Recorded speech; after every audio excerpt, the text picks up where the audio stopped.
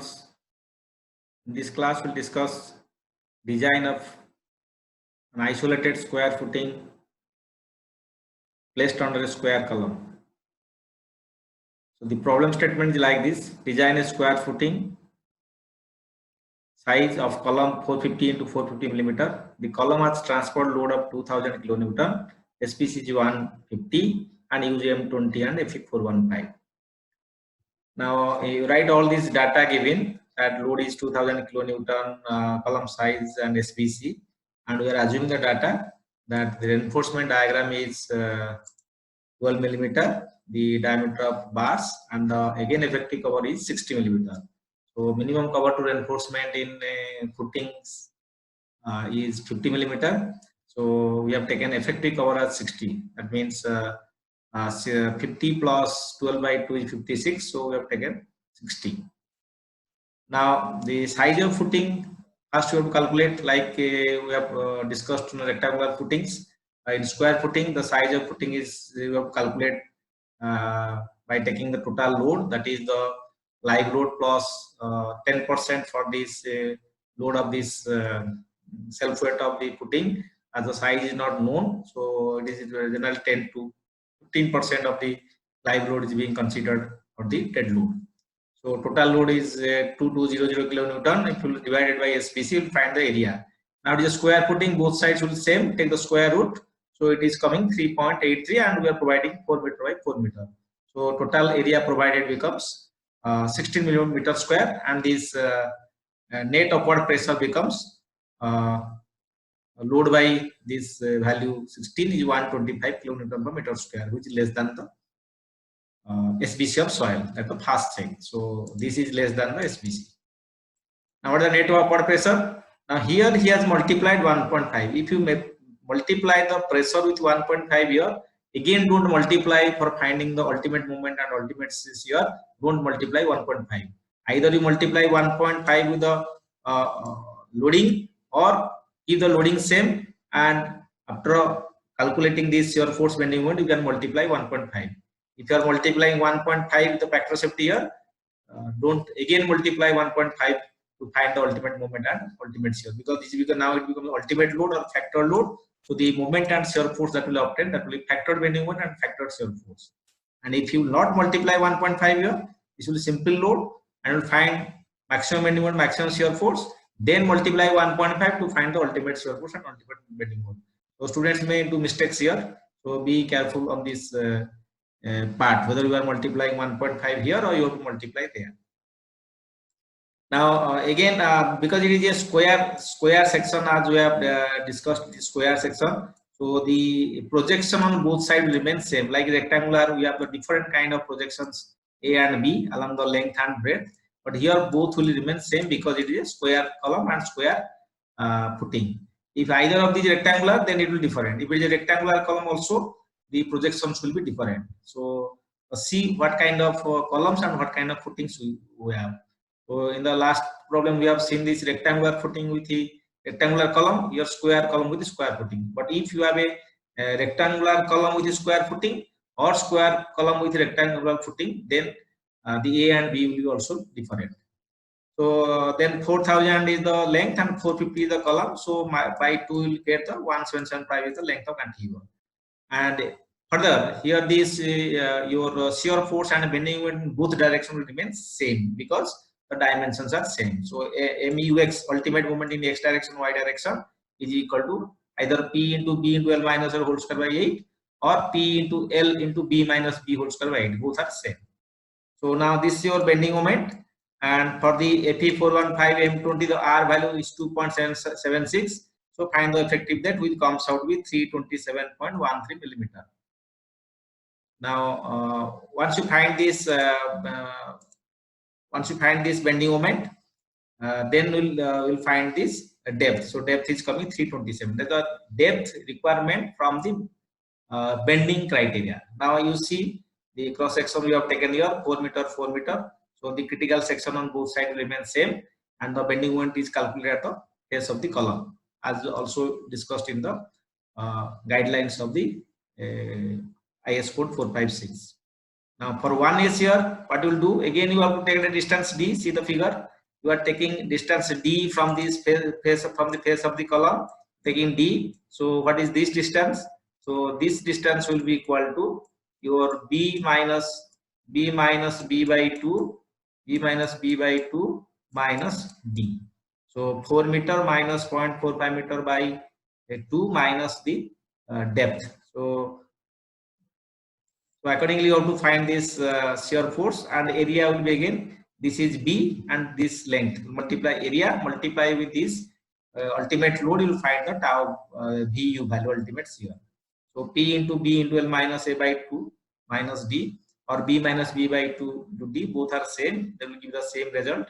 So you will find VU in terms of D, because we will find the value of D, so it is come in terms of D, and tau V is again VU by BD, so it will come like this. So this value shall be less than K tau C. So as per our requirement for the slab designs, tau V shall be less than K tau C. So again we have to take this value of K, as the depth is more than 300, you can take the K value 1, and balanced percentage of steel will taken 0.3 for this combination of M20 and Fe415. And from the table number 19, from page number 73 from IS 456, you calculate the permissible shear stress. Okay, so this is also an assumption here, that PT value is assumed, because we have not yet found the area of steel. So for a balance section, you put the value of PT. So this value of PT will be different for the combination of grade of steel and grade of concrete. For particular grade of concrete and particular grade of steel, this will be constant value. So from table 19, you find the value of tau C, then K value, because it is depth is more than 300 millimeter. You can see in page number 72, the value of K will be equal to 1. Now by equating tau D is less than K tau C, we find D should be greater than this 825. So it is assumed 830 millimeter. So from this bending criteria, we have found the depth from bending criteria was 327. Now from this one-way shear criteria, it comes more than 830. So we should take 830 millimeter as the effective depth for calculation of the 2A shear. Now come to 2A shear. In 2A shear, again go to clause number 31.6, and for this section we take d by 2 from periphery of this column. This is the column.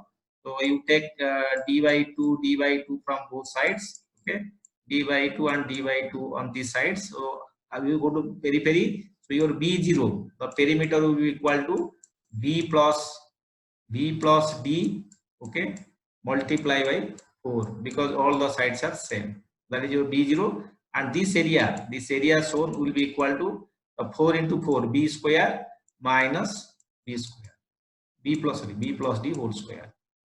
So the remaining area will take the shear, or 2A shear, just like punching shear. So this multiply with your ultimate load will give you the ultimate shear in 2A shear. So find the values. So accordingly, the values are obtained and it has been checked. Now you see.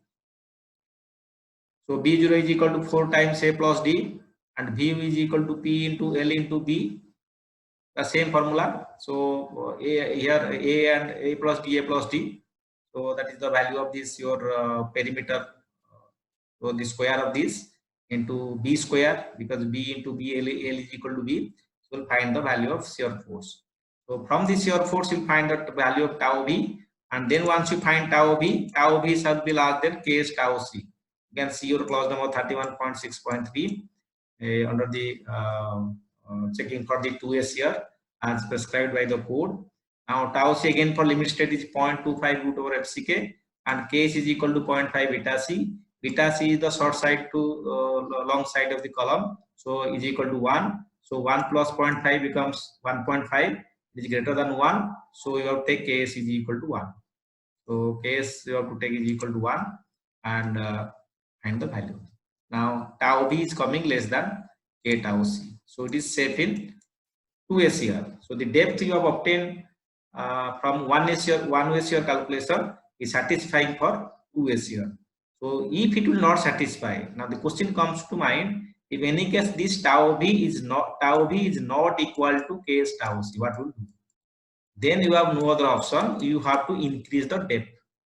Whatever depth is given, increase the depth till it satisfies, and that will be the final depth. So now take D900, cover 60 and 840 is your effective depth. So once we find this depth from the shear criteria, 1 is shear, 2 is shear and bending, then we have to find the steel. Now steel will be slightly changed in x and y direction, but we can take both as same, because for AST YY it will be simple d minus, this d will change by d minus pi, negligible, so we can provide the same steel on both sides. So calculate the value of AST, and AST again the same formula we are using always for beams and slabs, and here this B is not 1000, this is the B, the width of the section, that is 4000, and also here it is 4000.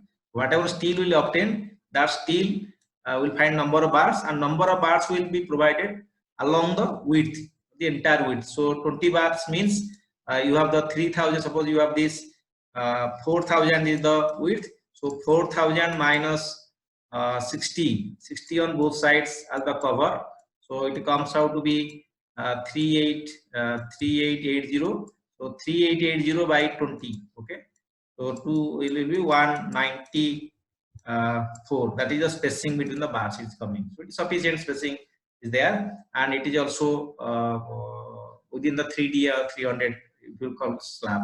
So all these slab requirements will be considered for the footing design, so there is sufficient space between the bars. So this is again the arrangement of the bars, and the both direction bars will be distributed over this width of the sections. So 20 bars on each sides, both directions. Next we'll check for development length. In the development length we have seen calculate again LD 5 sigma s by 4 tau BD, and then length will be again B minus B by 2 minus cover, as we have again you can